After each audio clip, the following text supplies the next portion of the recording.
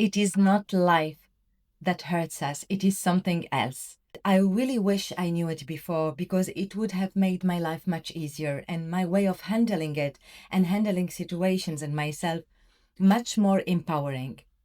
And this all comes from a realization lately about how I was programmed in my life. What were the beliefs and the stories that I was telling myself? And one of the stories that I have been telling myself in an unconscious way was that I am a survivor. I have to fight for life. I have to struggle in order to obtain what I want. And I am not good enough to be worthy of what I want in life. So I have to be playing small, acting and behaving very well to get out of this life in the much peaceful way. And it is a very powerful story that I believe I am not the only one that is living with my life. And it all comes to a way of thinking, a way of perceiving life. I would say a way to define life and to define everything that happened to us in our life. And also, most importantly, the way we are defining ourselves, the way we see ourselves, and the identity that we have built for ourselves to go through life. For me, it was the identity of the survivor that started from a very young age, where I had to struggle to be able to exist with others. And it was a constant fight against the world, against life, against people, and against my family and my society to be able to finally be seen, heard, understood, and fit in the world where I was born. But it was a fight that never ended, and I never succeeded in finally being heard by others, in finally being understood, and in finally being approved and accepted by everyone. One of the things that were very significant in this definition of life have been in a moment of my life where a huge emotional trauma and event happened to me. And I think a lot of you can relate to this. And it was the period before the death of my mother and her death that was the pivoting point in my life. I want to share with you this story just to help you understand why is it that it's not life that is hurting us, it is something else. To do so, I want to invite you to consider important moments in your life where something really strong, unexpected, and really difficult to understand on a logical level destroyed you at all levels, and you couldn't do anything about it. And we are going to get to the point after that.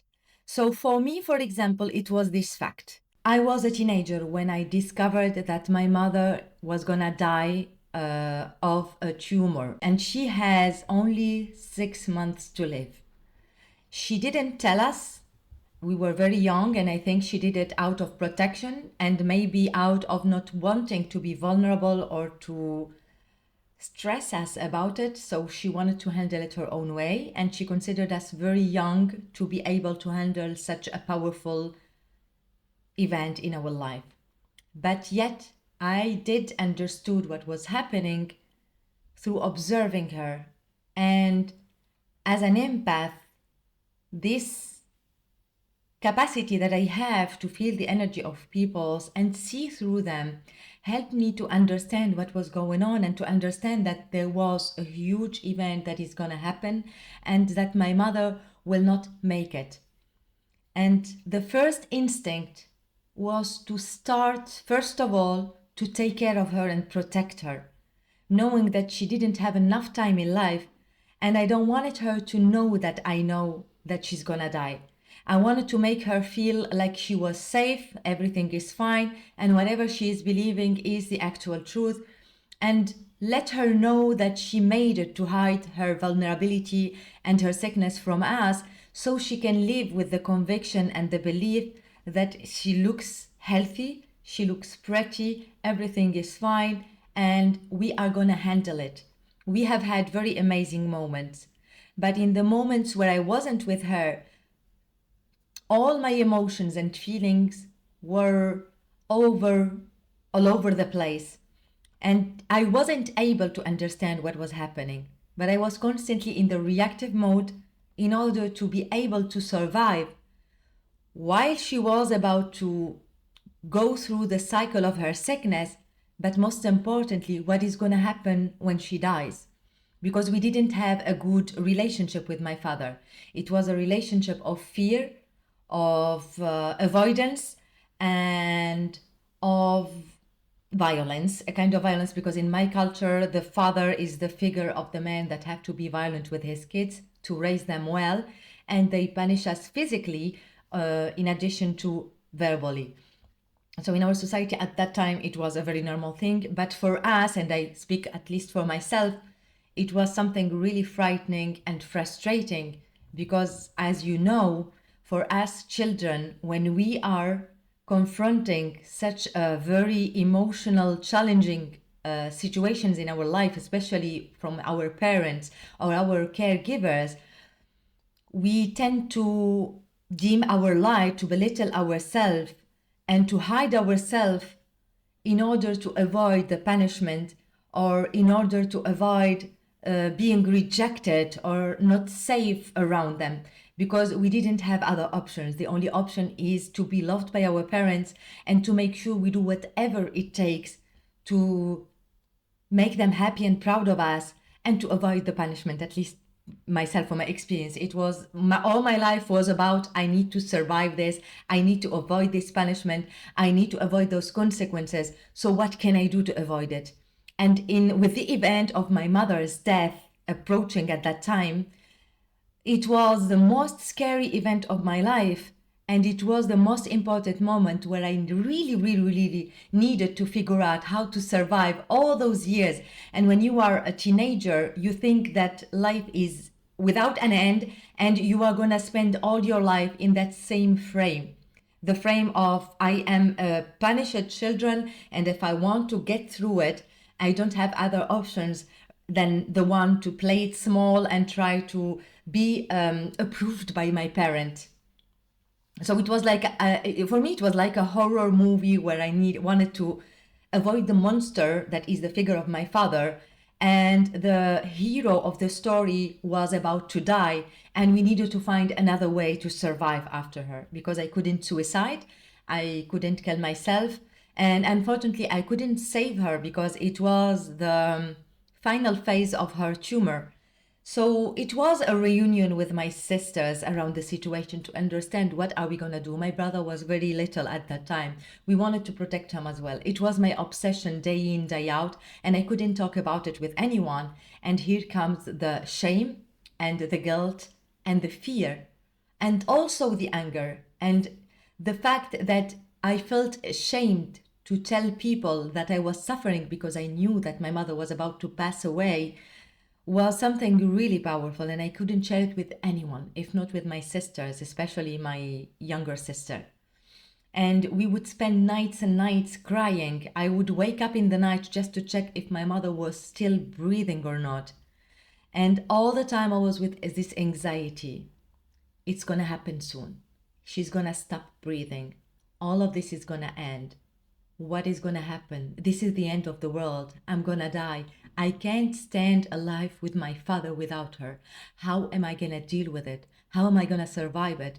I cannot protect myself from him. I cannot run away from him because this is the only space I know. This is the only reality I know. And that's where my emotional reactions started to take place. And the stories started to take place. And I'm sharing this with you just to illustrate to you how does it actually work, how is the meaning built, the story and the beliefs that we do have, and they are going to shape the way that we are going to see our reality and ourself. So from that moment, everything started in an unconscious way, but it was very strong, and I kept carrying this attitude towards life for all my life, even when I left my house and I left my country, even when I had a very deep conversation with my father, even when he asked forgiveness for what he did, and we accepted and we forgave him, and now we do have a very healthy, beautiful relationship. I still carry this way of thinking and this attitude towards life, towards events, towards people, relationships, friendships. Everything have been based on this way of seeing life. This one single event that made life sound to me hard, and that everyone will abandon me at one moment, and I need to fight for my survival, because if I don't do so, I might die. And this is a story created by a teenager at the age of 16 years that wasn't aware of anything of life. And I can tell you that up until those last months, where I have been learning about childhood traumas, to unravel and finally become aware of the stories that I have been telling myself and trying to analyze my traumas to be able to rewrite the story around them, I have been carrying and living my life according to this plan. And I was wondering, why is it that I cannot find safety in my life? Why is it that I don't feel enough for anything or anyone? Even if I do amazing things, even if people tell me that they love me and they love what I do, I keep belittling myself. I keep dimming my light. And I keep playing it small and trying to be invisible, just for myself, to confirm that story that I created for myself, to protect myself, to defend myself in that teenager attitude that I've had. And a lot of us are living our life from the point of view of that children or of that teenager, and we are not even aware of that. And people might be surprised by the way we see ourselves, the way we behave, or the way we do believe about ourselves of other or others, and all the stories that we share with others, if we dare to share them. Because if you are like me, you will find it really hard to be vulnerable, really hard to open up about anything, because you have been taught that in order to survive, you cannot be vulnerable. You cannot allow your emotions to control you. And you cannot share your emotions or be vulnerable with anyone, because this might cost you your life. And today, finally, I realized that it wasn't life that hurts me on that moment. It wasn't the fact that my mother died from a tumor. It's something that happens to a lot of us. And every one of us is gonna make it his unique meaning. And it's not to tell you that it's not the most challenging event in life to lose someone very important as our mother or caregiver, or those important figures in our life to whom we have given the most deep and unconditional devotion and love. But the event in itself is something that, when we think about it objectively, it's part of life, and we all are gonna die. Some of us already died, some of us will die, but it's part of life. This is how life works, and it's not something that we can do anything about. So there is no point on trying to fight against it or to blame it or to hate it. We only can accept it, acknowledge it, and be aware that it's part of life. In the same way we accept so many things in life and we adapt to them. And I love for this to share with you the example of the rain. If it's raining, you cannot, we agree, stop your life and not go to do whatever you have to do, be it a job, take your kids to the school, or anything else. What you do is use your umbrella. You found a way to adapt, to live with the thing and to cope with it in the best ways, and you didn't allow it to stop you. You have been creative and you found a way to go through it. And this is something that applies to everything in life. Now, what hurts in this event wasn't the event itself, but the way I have interpreted it. Because I had the time to enjoy my mother, and I had the time also to understand what was going on. And at 16 years old, I don't know how I did it, but I was able to understand and have the wisdom to acknowledge and accept that I was spending the last months of the life of my mother with her, and I'm not going to have other moments with her. So, whenever I was with her, I was giving it the most and living it to the fullest. I unfortunately never wanted to share with her my emotions, my fears, my anger, and my frustration around the fact that I knew that she was gonna die and I didn't know how to deal with my father. I think that this one is the only mistake I've made. But what's the point of blaming myself or feeling guilty about this? When in reality, at that time, I really did my best from where I was and with what I had at that moment. And I feel I was very lucky for my empathy in that moment and my capacity to be able to see through things and to understand and to grasp that that was a very precious moment that I was having with my mother.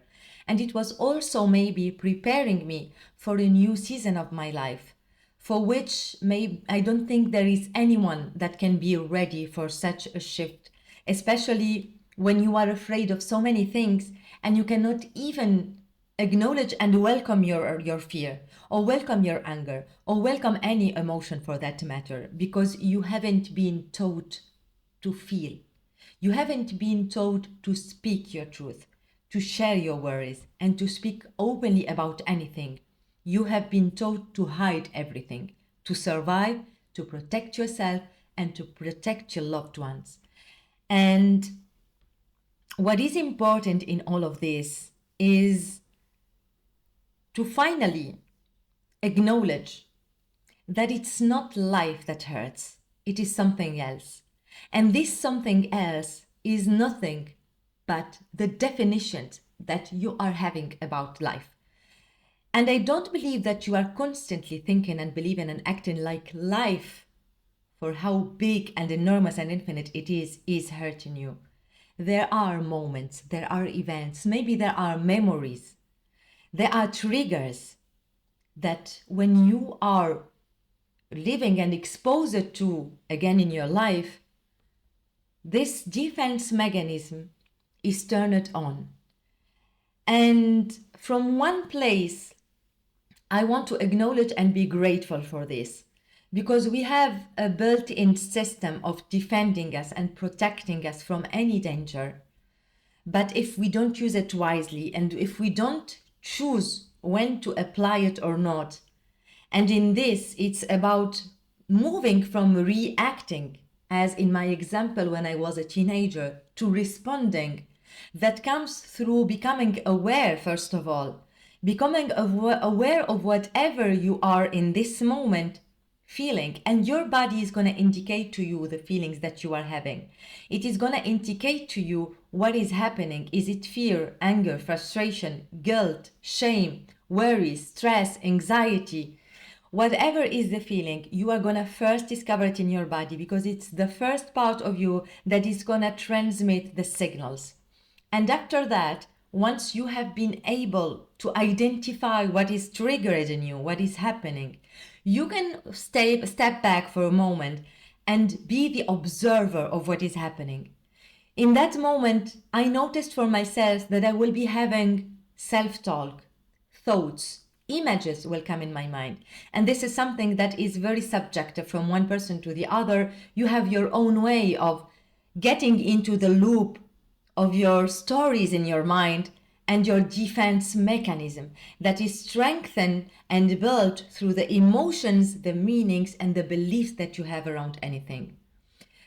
And you might observe it then, understand and listen without judgment, because it's important in this part to not be judging yourself. For example, when I realized for myself that I am in the survival mode, that I am constantly angry, upset, and I feel ashamed because I am in the survival mode. I feel ashamed because I do have these feelings and I do have these emotions. I felt guilty because I was having them.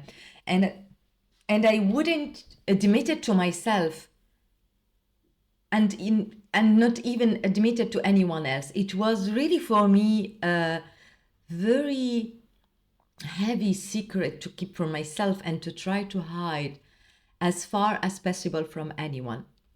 But this is something that we need to observe without saying, yeah, you see how awful I am, how not good enough I am because I do have feelings and I shouldn't be feeling them. I shouldn't be feeling guilty. I shouldn't be thinking that or doing that. I shouldn't be happy because I'm supposed to be surviving.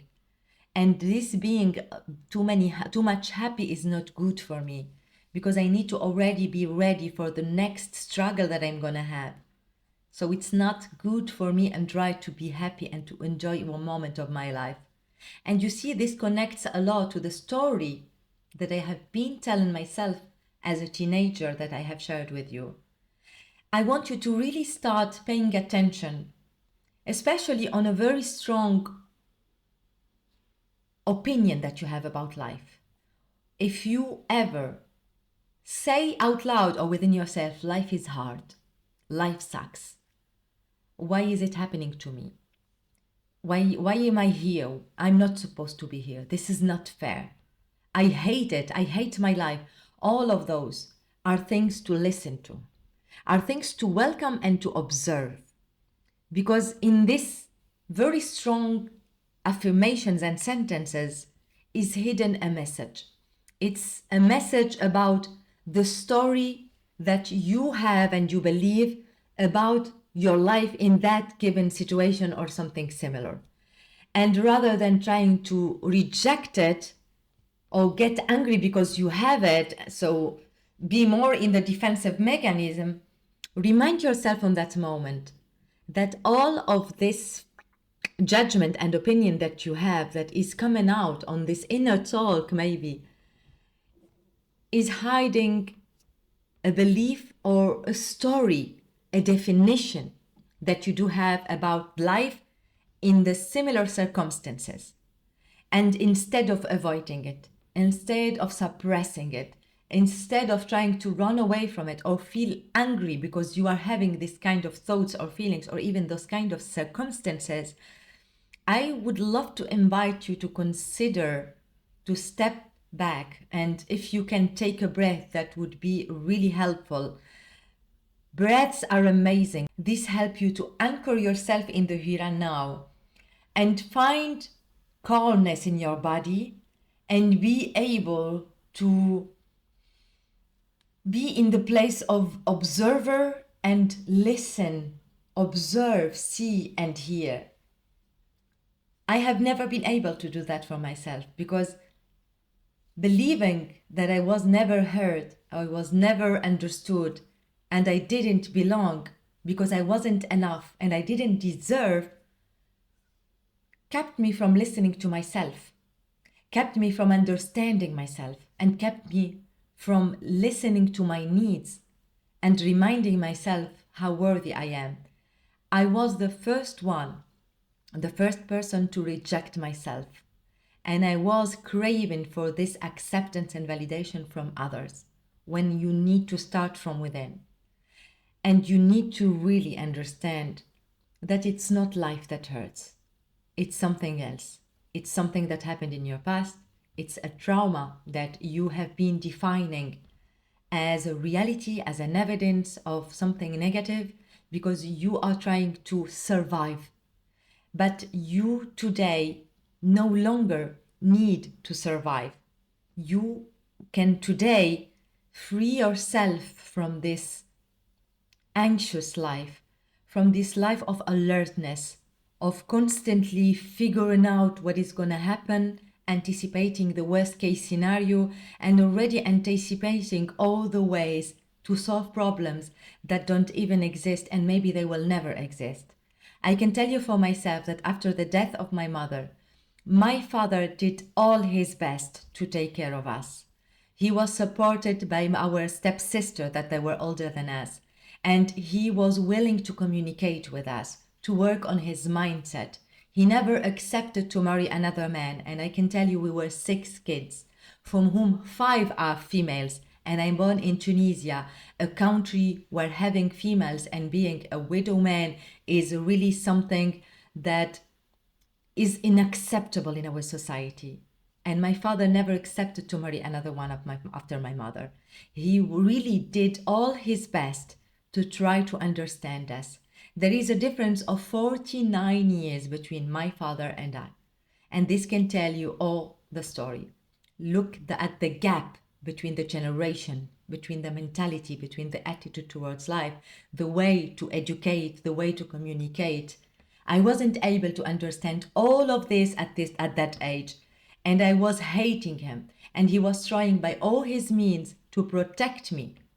But I didn't realize it until I grew up, and when I decided to move from the country to another country, and it was most of it because I wanted to escape and survive, because I was still in this attitude and this mindset of surviving and needing to escape something and needing to chase something else and to play it small and avoid any confrontation or any risk or any way of being avoided again and feeling that same struggle. And I can tell you that my father really did a great job, and I am so proud of him. I told him, and I keep repeating this to him, because he have done a great job on himself.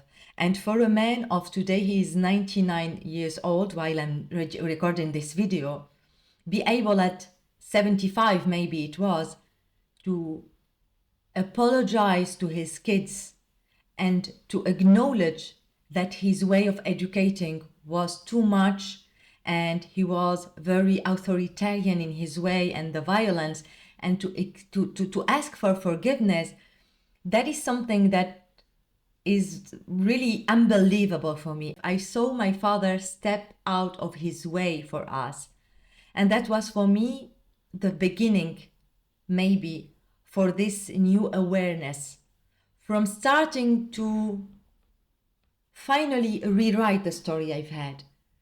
It happened by the fact that we were co-creating our reality. I was learning to express myself, and I started to share with him my vulnerabilities, my fears, and my emotions.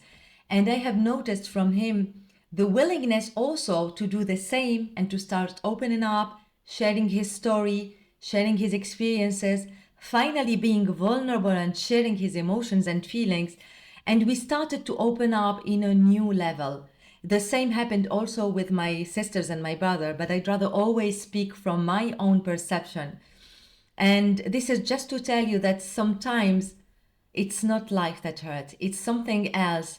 And when you start opening your mind to discover what is it that is hurting you truly, and trying to why is it still hurting you, and how you can define it today from where you are with what you have and who you are today, I think this can change a lot your life, the quality of your life, and the way you are going to make your decisions and the way you are going to relate to life.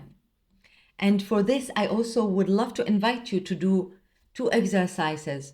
One of them is to, from now on, whenever you are feeling that life is hurting you for any situation, to take the time to welcome this and to listen to it and observe it.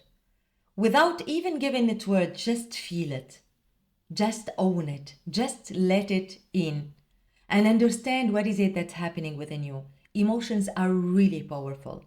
We really, really, really should acknowledge, love them, and respect them, especially the negative ones of them, because they are really helpful to understand where is it that we do have limiting beliefs of ourselves. Where is it that we do have unconscious story about ourselves that are creating an armor to defend us from things that we no longer need to defend ourselves from.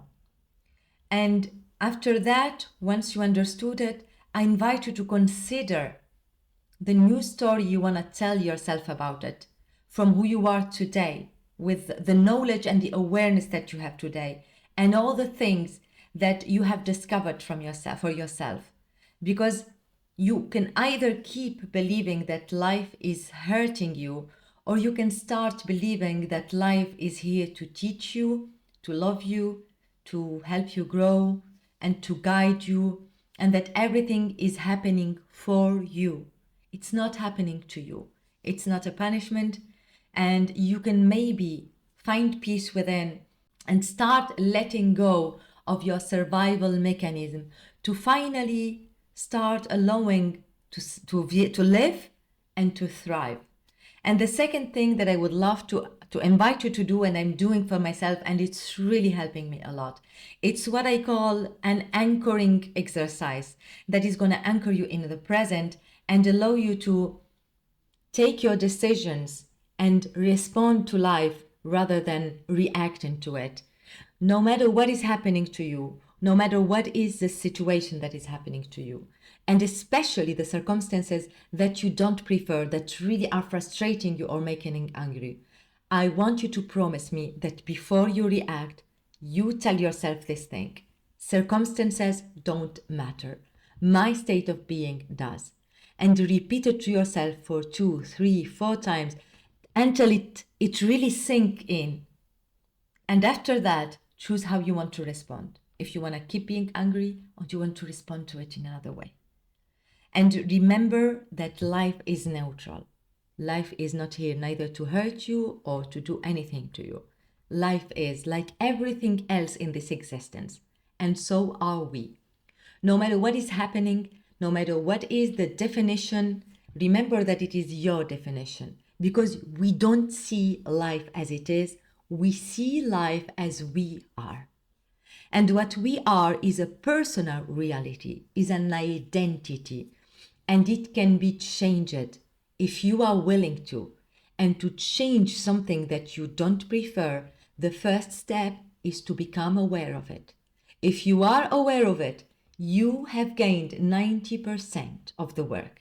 And then it's just about working on it, allowing it to come, observing it, and then finding evidence for whatever it is that you prefer.